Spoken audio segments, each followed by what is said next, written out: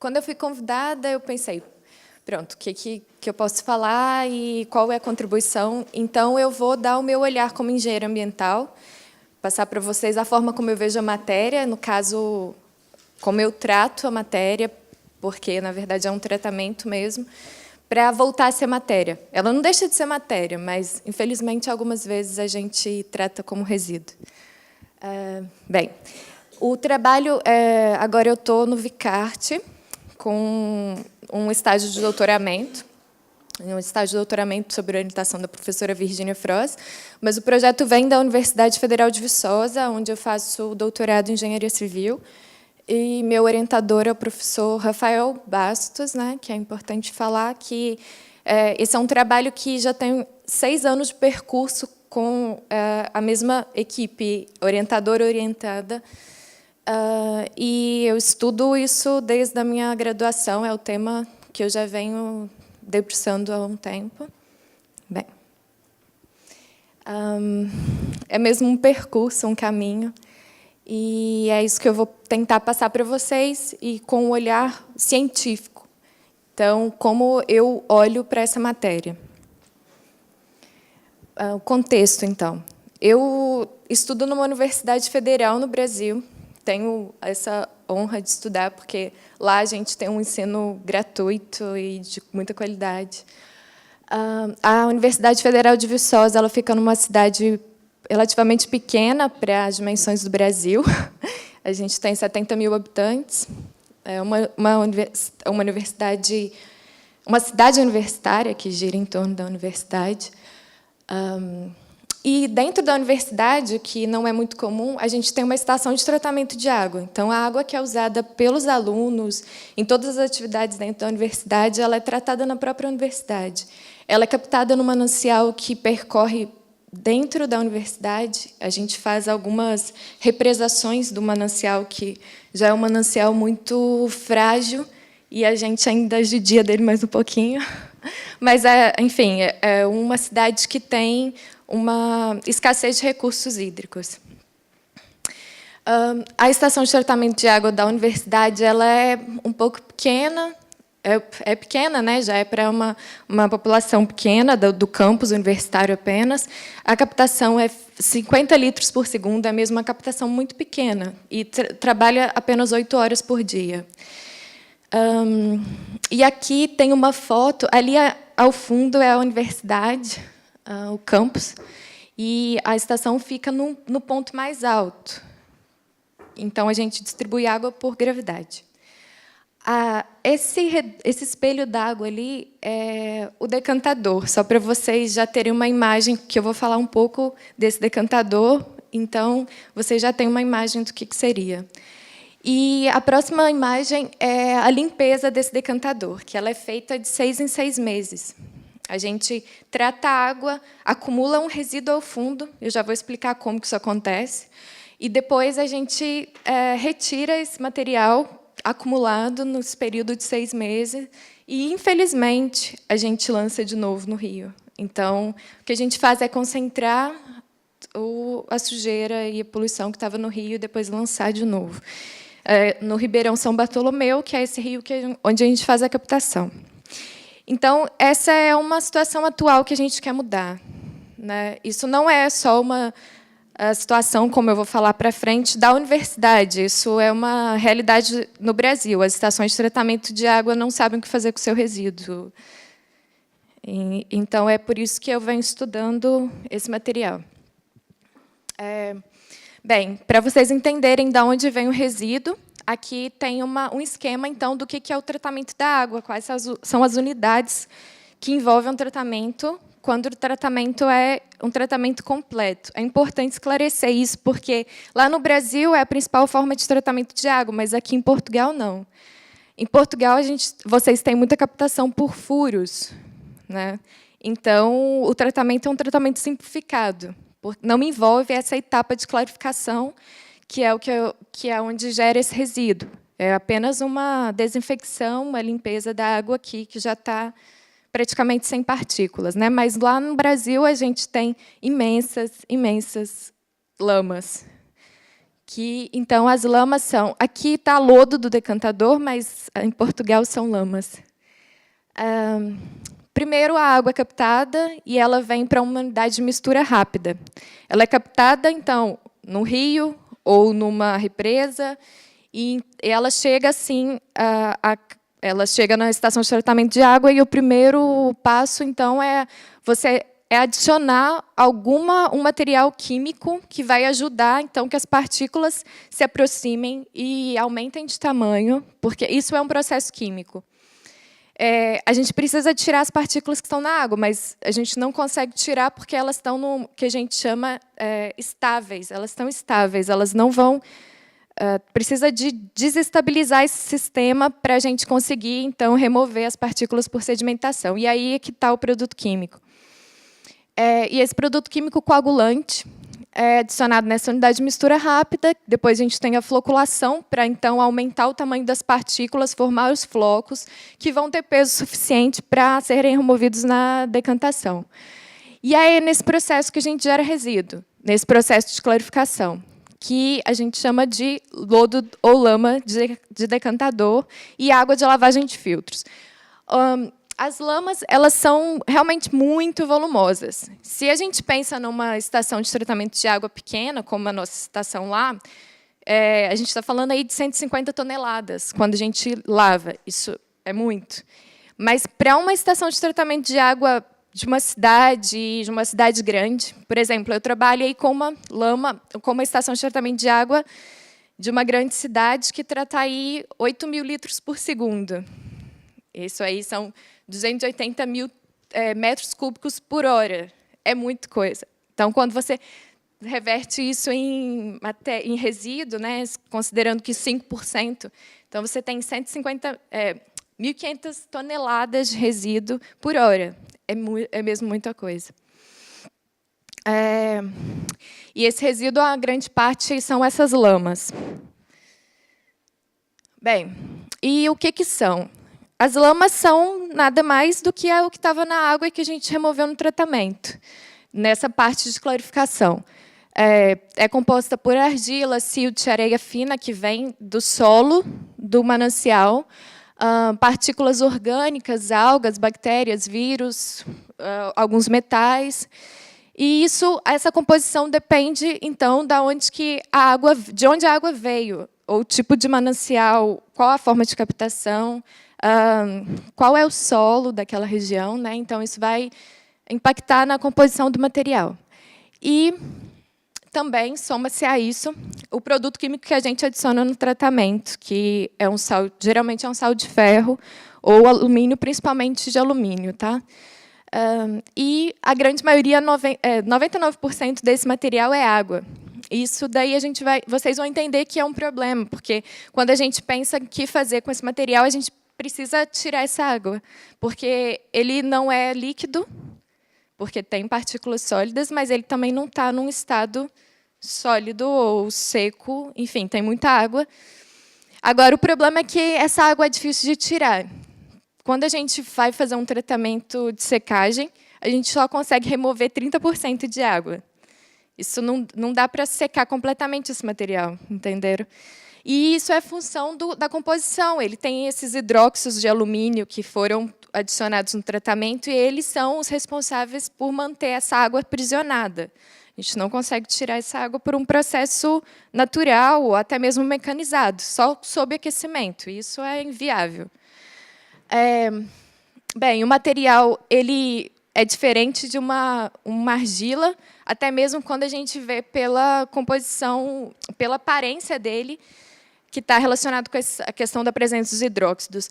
Ele é líquido quando está com 5% de sólidos no máximo. A partir daí, quando a gente está de 8 a 12, ele já começa a ficar semissólido. E com apenas 25% de sólidos, ou seja, 75% de água, ele já está numa consistência de barro, sabe? Já está numa consistência assim, ó.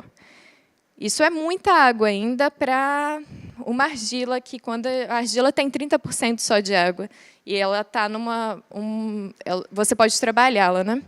Bem, E, além disso, outra característica importante é que, quando a gente seca completamente, aí eu estou falando de secagem forçada, a gente tem problemas com outras situações, como, por exemplo, saber qual é a granulometria desse material através dos ensaios que a gente tem em laboratório. A gente não consegue desagregar o material. A gente quantifica como silt o que é argila.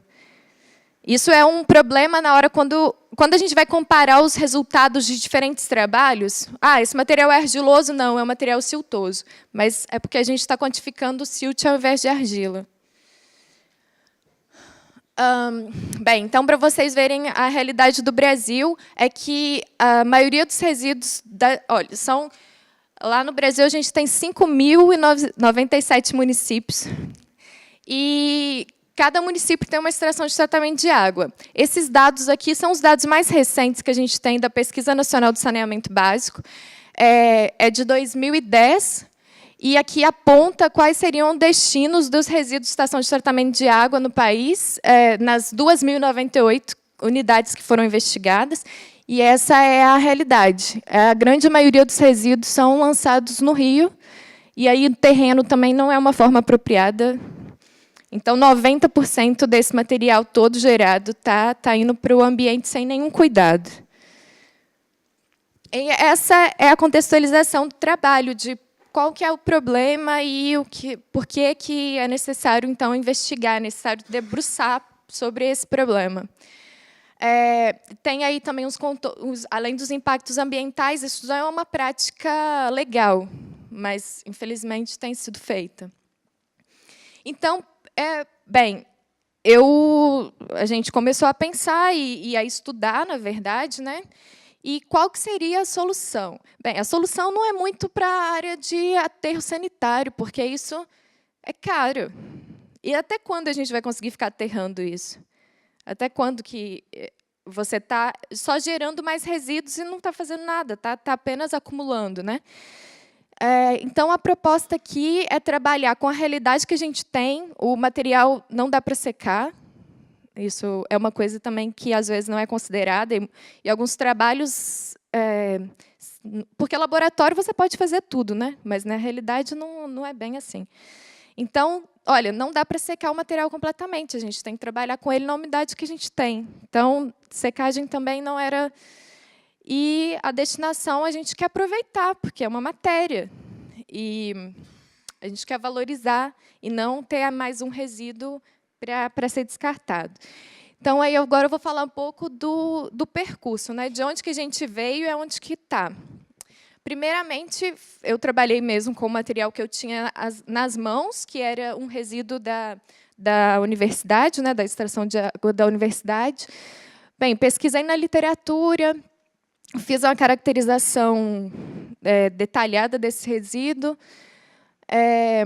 E aí foi que eu vi a questão da granulometria, que não dá para a gente fazer um ensaio convencional para analisar esse material. E, assim, eu vislumbrei, então, quais são as perspectivas de uso. O que eu posso fazer com o material a partir das características dele, da composição. E aí a gente foi para desvendar um pouco, e também era um projeto de conclusão de curso, então eu fiz como engenheira, eu precisava dimensionar alguma coisa. E eu dimensionei para a minha unidade, para a estação de tratamento de água, uma unidade de tratamento de resíduos. Esse foi o produto, então, que eu fiz no final da graduação. No mestrado, eu parti para estudar o que não estava sendo estudado desse resíduo, que era solo-cimento. E era uma possibilidade, e então eu quis aprofundar. Mas, então, foi uma coisa interessante, porque o mestrado é um pouco assim, a gente está começando e precisa entender como que funciona a investigação. E o período é curto, e a gente está fadado a erros, por exemplo, os ensaios de análise granulométrica e outros que eu fui... porque esse material, a gente estava usando técnicas de solos para um material que não comporta como um solo. Enfim, e aí eu vi que, olha, ao final dos estudos, eu tenho o tijolo, e todos esses trabalhos estão disponíveis na internet para quem tiver interesse. Por exemplo, para ver o tijolo. Eu não pude detalhar muito aqui, senão ia ficar muito extenso. Mas é possível fazer os tijolos de solo-cimento, que são tijolos interessantes, porque eles não... são tijolos ecológicos, né? A gente tem um material, é baixo custo, então, para uma solução de construção de interesse social é muito interessante. E aliado a isso, você tem uma solução ali na cidade, que envolve a estação de tratamento de água, né, com a comunidade. É possível. Você vai ter que colocar um pouco mais de cimento, o que isso encarece um pouco. Mas o que tem que ser analisado é o custo-benefício, tanto que a empresa também tem que arcar com isso, porque ela tem que destinar os seus resíduos, né? Bem, e agora, no doutorado, eu estou investigando o que eu quis investigar desde o início, porque, para mim, aquilo é cerâmica, é argila, e então, agora, no doutorado, eu estou me aventurando. Mas o que já está feito é um estudo para construção, tijolo, telha, e sabe-se que esse material não pode ser muito... Olha, da forma como é feito, como eu falei, secagem completa é impossível. E também tem algumas... Esses materiais são materiais que já estão com um preço de mercado muito apertado. E, além disso, a gente já pode se incorporar muito pouco. Enfim, a partir do que eu já tinha estudado e do que eu investi, e do que eu acho, é mesmo para a cerâmica ornamental, para a cerâmica artística, também para a área de sanitários, enfim, de artefatos cerâmicos que não envolvam a construção civil diretamente, como tijolo ou uma telha, né, que está sob tensionamento ou sobre algum esforço mecânico. Porque a gente quer colocar o material e não ter que interferir nas propriedades de forma a inviabilizar o uso, né? Bem, aí a gente tem também... o projeto envolve também um componente socioambiental. Sócio e ambiental, porque a gente tem um projeto de extensão dentro da universidade. Para quem não conhece, extensão universitária é quando a universidade sai das fronteiras dos seus muros para ir para a cidade e, enfim, fazer alguma coisa de fato. E o projeto de extensão ele envolve uma questão social, que é um trabalho com comunidades de baixa renda, e também uma questão ambiental, né, de se estudar a importância de aproveitamento de resíduos, o ciclo da água, de conservação de mananciais. E, então, a gente está no nosso 3º ano. Aqui tem só para vocês verem o que a gente já fez, né? Acho que um pouco o que talvez faça aqui de trabalho de oficinas cerâmica com adolescentes, mulheres. E então, com esse lado da conscientização ambiental também. No 1º ano do projeto, a gente ainda não tinha as lamas como matéria-prima, porque o estudo ainda estava em desenvolvimento. E agora a gente já consegue incorporar essas lamas na massa para a produção dos materiais que são produzidos nas oficinas. Bem, então agora eu vou detalhar um pouquinho mais o que é essa investigação do doutorado. A primeira parte é mesmo o tratamento das lamas para adequar, então, para ser utilizada como uma matéria-prima cerâmica. E a segunda parte é, de fato, investigar o tanto que eu posso utilizar nas pastas, qual a composição da pasta, enfim, um experimento de misturas. E na terceira, que é o estudo artístico que eu venho desenvolver aqui, e que é mesmo colocar isso de uma forma que as pessoas possam sensibilizar, então, e ver que isso é possível, que isso é possível, que o aproveitamento de resíduos é possível.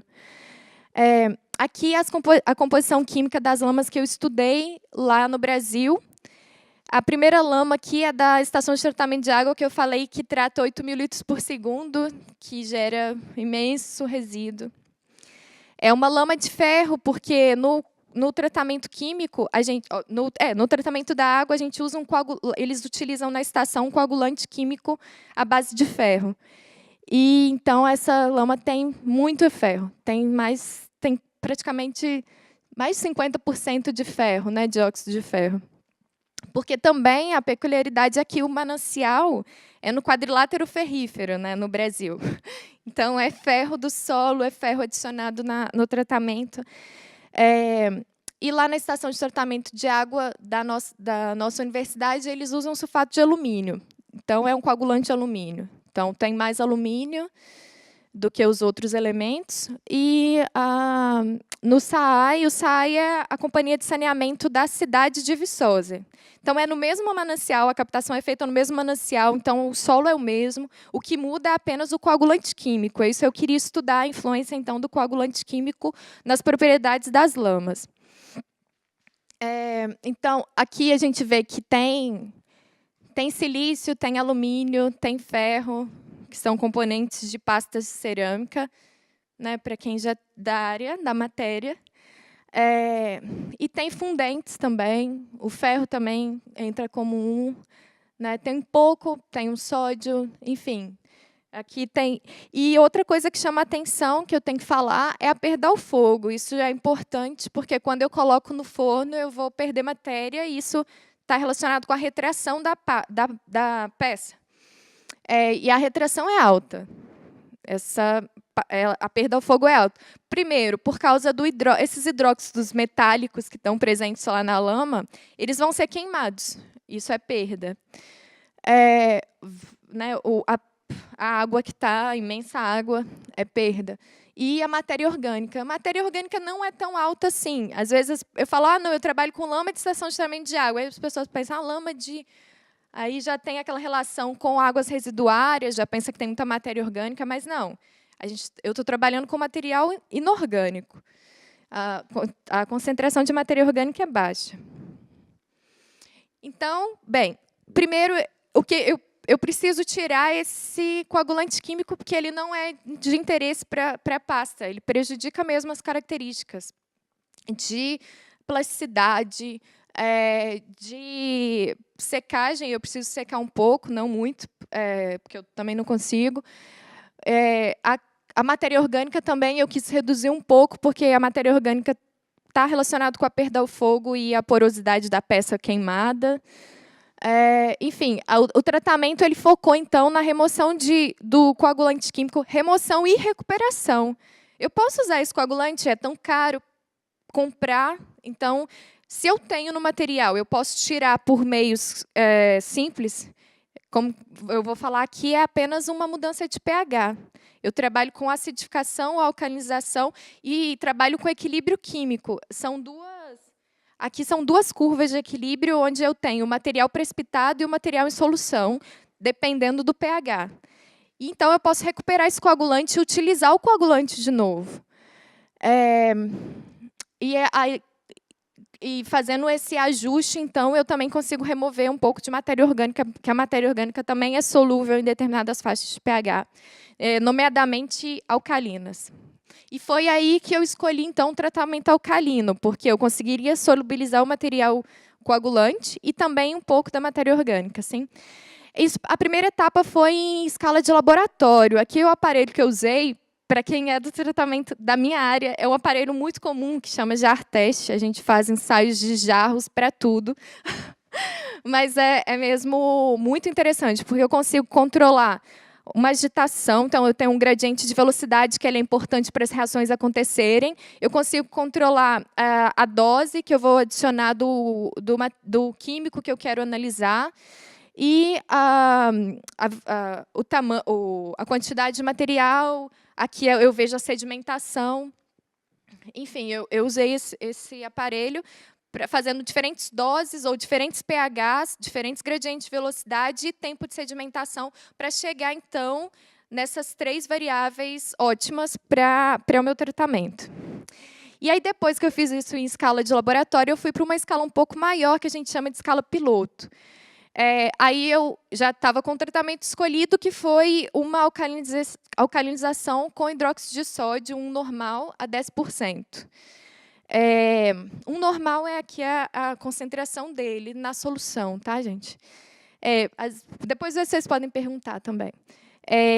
E o tempo de agitação, enfim, aqui tem aqui é só a solução sendo preparada. Aqui já era a lama, que eu retiro do fundo do decantador, e mais a solução, misturei isso, e aí depois eu deixo decantar por 48 horas e retiro só o sobrenadante. O sobrenadante vai ter o coagulante mais a matéria orgânica.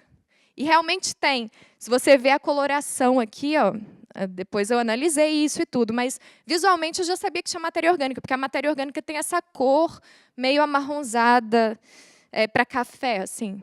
E aí depois o que ficava lá no fundo era a minha lama tratada, que então eu ia usar na segunda parte do experimento, que era para fazer a composição da pasta.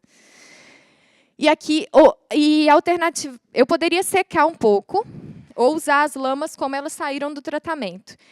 A secagem ela pode ser feita naturalmente ou então uma secagem mecanizada. Para fazer as pastas plásticas, eu posso utilizar isso aqui. Isso ali não é possível, porque o material ou ele seca muito ou ele não seca suficientemente bem. Mas isso também depois a gente pode conversar mais se tiver interesse. Então, eu usei o material como ele saía do tratamento, sem nenhuma etapa de secagem. E, então, eu produzi uma pasta cerâmica, que a gente sabe que a pasta cerâmica ela é uma argila, não plásticos e plásticos. E eu optei por barbotina por causa da quantidade de água que ela tinha. Então, o material ele entrava com componente água mais argila. E aí eu adicionei outras coisas, que foi o caulim, a balclay, o quartzo e o feldspato. Eu adicionei um pouco de argila também para equilibrar a questão da plasticidade e também da homogeneização do material. Mas mesmo, a grande maioria era lodo, era lama. 40% da massa era lama. E aí aqui tem uma ilustração do antes e do depois, de quando eu adicionei os ingredientes e fiz a barbotina. Aqui eu não vou falar muito, se vocês quiserem depois também eu posso falar sobre como que foi esse processo de fazer, quais foram as etapas. Não foi necessário adicionar desfloculante. Para quem conhece barbotina, sabe que o desfloculante ele é indispensável, mas a adição das lamas ela dispensa o defloculante, no caso do alumínio, né? Nas lamas de alumínio. Isso também foi uma coisa que não foi falada, mas o tratamento eu fiz apenas para o alumínio. As lamas de ferro não foi necessário tratamento. E nas lamas de ferro eu tive que adicionar um pouco de desfloculante. Tá bem? Mas para as lamas de alumínio, que é uma grande vantagem, eu não coloquei desfloculante. Isso é uma coisa que na indústria tem um custo, né, associado ao desfloculante que eu posso evitar. E aqui tem uma foto então de algumas pecinhas para vocês verem as cores de queima, após queima. E aquela mais escura ali dá para saber que é de ferro. Bem, era isso que eu queria falar. Acho que eu já me prolonguei. Aqui também o que eu posso a previsão do que eu vou fazer aqui nesse estágio, aquilo que foi dito foi, então, o que eu já fiz até o momento. E eu quero utilizar as lamas de Portugal para fazer uma comparação, então, com os resultados, fazer o trabalho que eu fiz lá para as lamas daqui. E depois, então, investir nesse trabalho de desenvolver uma poética dessa questão do aproveitamento dos resíduos, que eu não acho que seja resíduo, mas apenas uma matéria que a gente precisa trabalhar.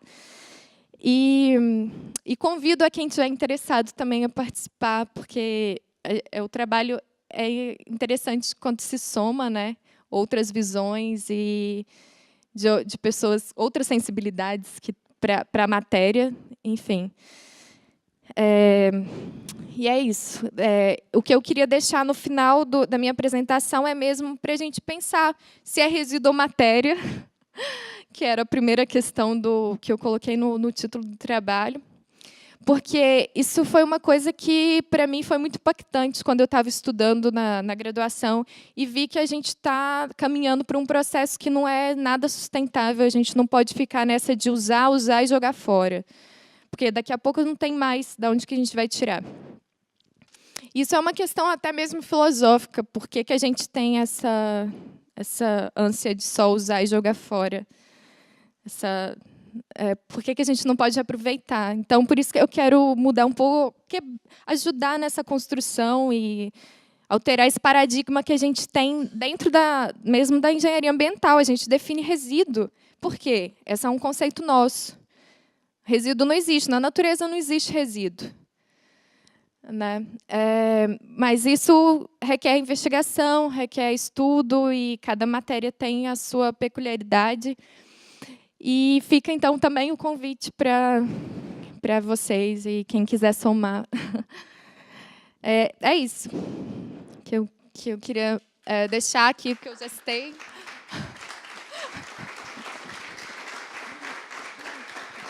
Obrigada.